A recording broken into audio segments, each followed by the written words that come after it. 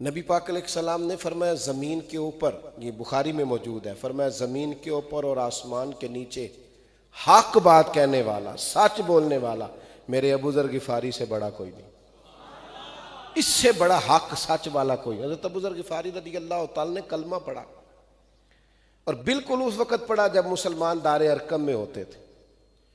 اللہ کے حبیب علیہ السلام نے ان سے فرمایا کہ ابو ذر حالات ٹھیک نہیں ہیں، ابھی اپنے کلمے کا اظہار نہ کرنا۔ تو حضرت ابو ذر غفاری کہنے لگے یا رسول اللہ ابھی تو آپ نے فرمایا کسی ملامت کرنے والے کی پرواہ نہیں کرنی۔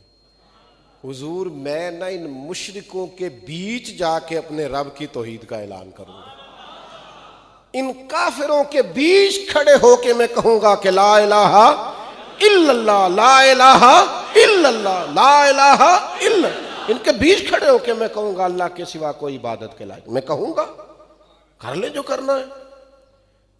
مجمع کفر کا، کثرت کافروں کی حالات یہ ہیں کہ مسلمان ایک گھر میں چھپ کر بظاہر دین سکھا رہے ہیں، جناب ابو ذر غفاری میدان میں آ گئے، بیچ کھڑے ہو کے مشرک اور کافروں کے کہنے لگے لا الہ الا اللہ، لا الہ محمد رسول اللہ صلی اللہ علیہ وسلم۔ انہوں نے وہی کیا جنہوں نے کرنا تھا، انہوں نے پکڑ کے مارا، بڑا شدید مارا۔ حضرت عباس رضی اللہ تعالیٰ عنہ جناب نبی رحمت صلی اللہ علیہ وسلم کے چچا جان، ابھی انہوں نے اپنے کلمے کا اعلان نہیں کیا تھا، وہ آئے جناب ابو ذر غفاری کے اوپر لیٹ گئے، کہنے لگے پاگل ہو گئے ہو، تم جب ملک شام کی طرف تجارت کرنے جاتے ہو تو بنو غفار قبیلے سے گزر کے جاتے ہو، اور یہ بنو غفار قبیلے کا آدمی ہے، اس طرح زد و کوب کرو گے تو اپنی تجارت تباہ کر بیٹھو گے، شرم کرو۔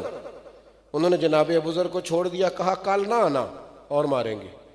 ابو ذر غفاری رضی اللہ تعالیٰ انہوں نے رات بڑی مشکل سے گزاری، وہ ٹائم آیا عصر کے قریب کا ٹائم جب کافر ٹولیاں بنا کے بیٹھتے تھے، پھر آ گئے اور آ کے پھر کہنے لگے لا الہ الا اللہ، لا الہ الا اللہ، لا الہ الا اللہ۔ انہوں نے پھر مارنا شروع کیا، زور زور سے مار رہے ہیں، اور جناب ابو ذر غفاری کہہ رہے ہیں لا الہ الا اللہ۔ مار کھائی راہ خدا میں پر حق ہوتا ہے، اس کا اپنا ذائقہ ہے، سچائی کی ایک لذت ہے۔ یہ دیکھو سچے لوگ، انہوں نے پھر مارا، حضرت عباس پھر آئے، انہوں نے پھر چھڑایا۔ نبی کریم کو پتہ چلا نا بار بار مار کھاتے ہیں، تو حضور فرمانے لگے آسمان کے نیچے اور زمین کے اوپر اس سے زیادہ حق کہنے والا بندہ کوئی نہیں، جو حق کہتا ہے اور مار کھاتا ہے۔